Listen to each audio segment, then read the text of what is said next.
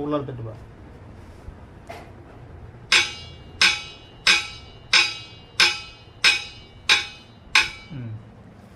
சவுண்ட்லேருந்து pickup பண்ணிடுமா?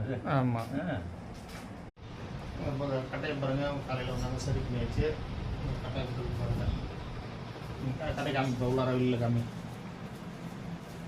பட்டி சோட்டத்துலேருந்து வந்தாங்க, உங்கள் கட்டையை ரெடி பண்ணியாச்சு, ரெடி பண்ணி கொடுத்தாச்சு.